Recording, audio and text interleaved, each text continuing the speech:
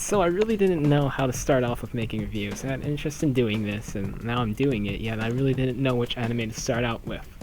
I was thinking about, hey, maybe try out Yu Yu Hakusho, but after looking at reviews that other people have done, I really can't shape my opinion around Yu Yu Hakusho yet, so maybe that's an anime that can be talked about later on in the future, but today we're going to talk about Akuma no Riddle. It was an anime that aired in the spring season of the previous spring anime season, and it was one of the animes I decided to watch. Of course, none of you know me, but during the time when the spring anime season came out, I was like, yo, I'm pretty hyped and I need to watch something. So I decided to look around and see what's colorful enough, and for some reason that I cannot seem to remember, Akuma no Riddle caught my attention. And today we're going to talk about Akuma no Riddle. Now, there may be some minor spoilers here and there, so just be prepared.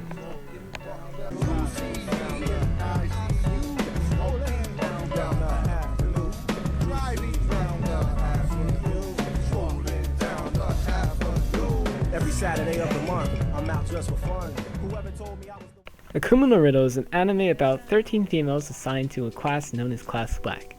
Out of these 13 females, 12 of them are trained assassins. One is a target, who happens to be the second main protagonist, Haru Ichinose. The 12 assassins are given a goal to kill Haru Ichinose. If one of the assassins succeeds in this goal, then they will be given one wish of their choice. The only catch to this is that one of the assassins, who happens to be main protagonist number 1, Tokaku Azuma, somehow befriends Haru within the first 2 episodes and chooses to defend her. Slightly going against the rules of Class Black, the person behind all of this allows it, and thus the anime Akuma no Riddle begins. Now, so far you may think, wow, this sounds like a pretty cool scenario. But in my honest opinion, as the story progresses, each week it sort of gets worse and worse. Story-wise, not animation-wise. After the first 2 episodes, the anime decides to follow this formula, where each week there's a new assassin who attempts to target Haru.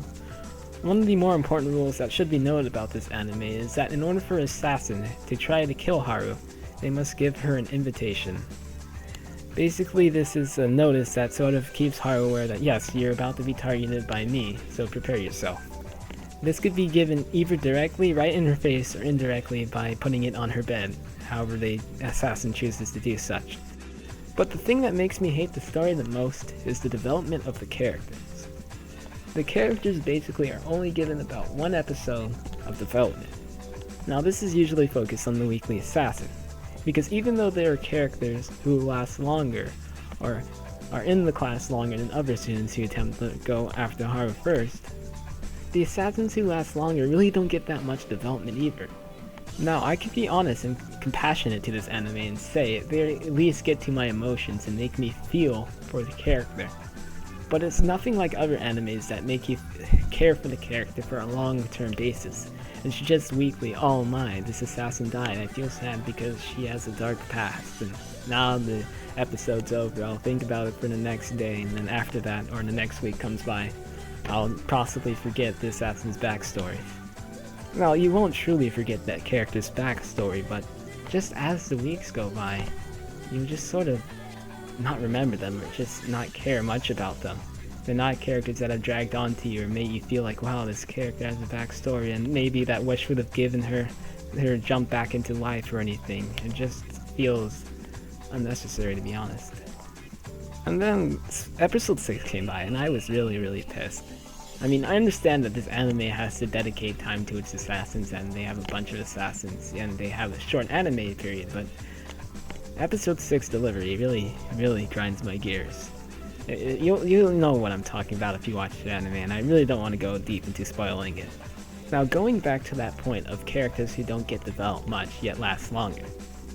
What I sort of meant by that, it's true you sort of understand their personality, yet you really don't understand their backstory, which would also be something pretty cool.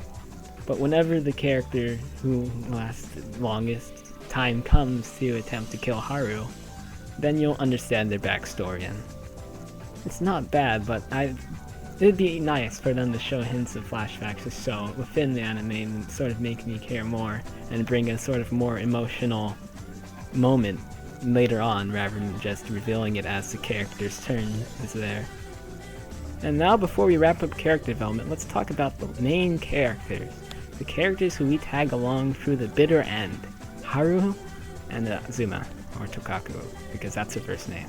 Now, if I were to summarize their character development and how much you should feel for them, I would say that it is poop, or trash, or really, really bad.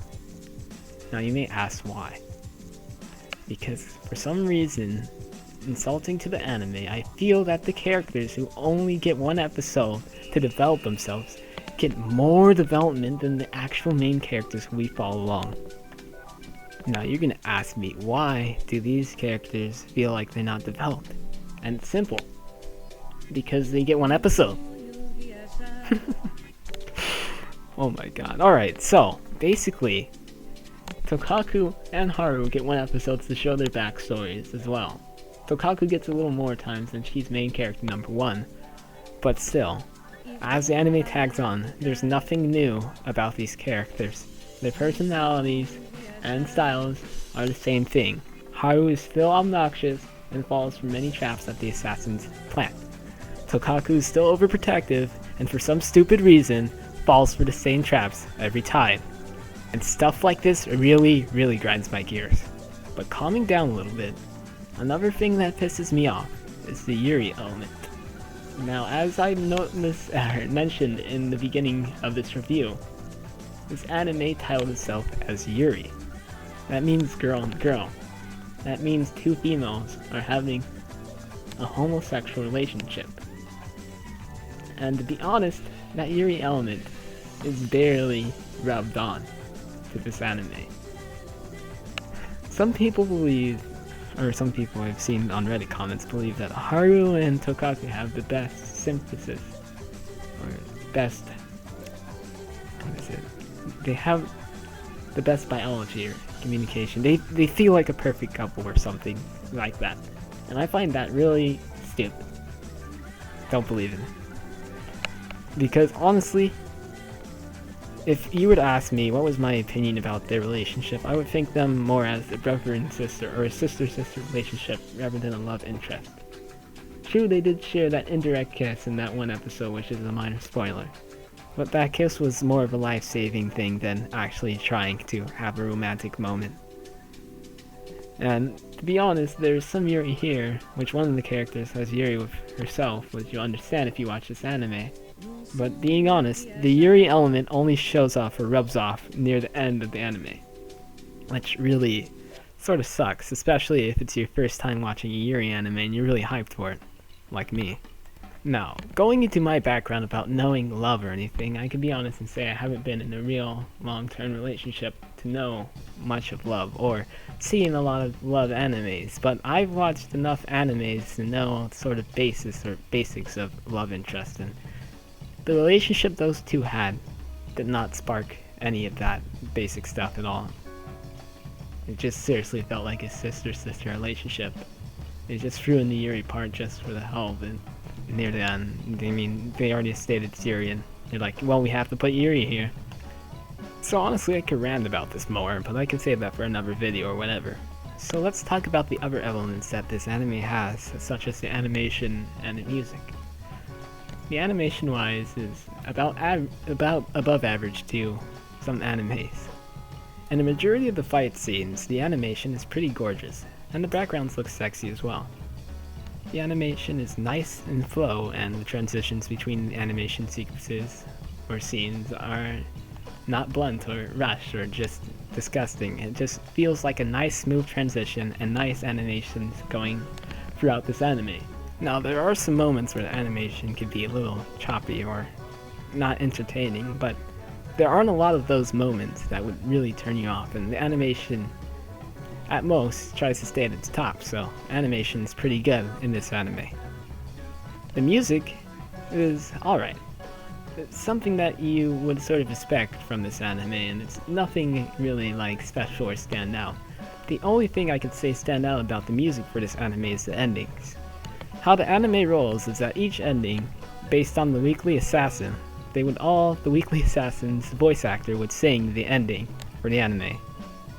So for the first 2 episodes, they would be, I think Haru was first, then Takaku was first, then Haru, and then the weekly assassins, and then for the last episode, I believe all the assassins came together for one final happy sing-along before this anime comes to a close.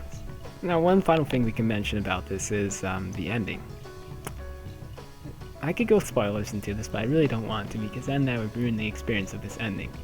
But to keep it blunt, because really there's a lot to yell about this ending, I will just say it did not fit the ending well. It was not a good ending in my opinion. I'll just leave it at that. So if I were to give a rating to this anime, I'd probably give it a 5 out of 10. It was somewhat enjoyable, but really, story-wise, it was a real pain to deal with each week. Now, the question about this is, would I recommend this anime? And honestly, in my opinion, I really don't want to talk about it or wouldn't mention it. Like, this is one of those animes where you have to have a real serious conversation where I'd actually mention, oh, hey, this anime exists. It's not that it's bad, but the story really kills me, and I'm really one of those persons who loves a really good story. I'm not a person who looks at animations like, well, this animation's good. The story, there's no flaws in the story because the animation's good. I'm not biased like that, but overall, the music and animation-wise carry this anime. So if you honestly want me to recommend this or give some sort of props to it, the animation is pretty enjoyable. But really, this isn't some experience that will make you feel rewarded for going through the entire thing. It really doesn't feel rewarding. I mean, there's this anime that I wanted to mention in this review called Danganronpa that uses a similar tactic or a similar rushed style, but that anime felt at least somewhat rewarding after powering through that. This one doesn't, so I'll stick with my 5 out of 10. And I'll also put a link in the description to my, my anime list review, which goes into more rant about why I hate this anime. So thank you for staying and listening to this review. If you enjoyed it, please leave a like, maybe subscribe if it's your choice or not, I really don't care. And if you really want more in-depth about this review, which will have some minor spoilers maybe, go check out the MyAnimeList review where I typed a literal rant and my face was melting with sweat going everywhere.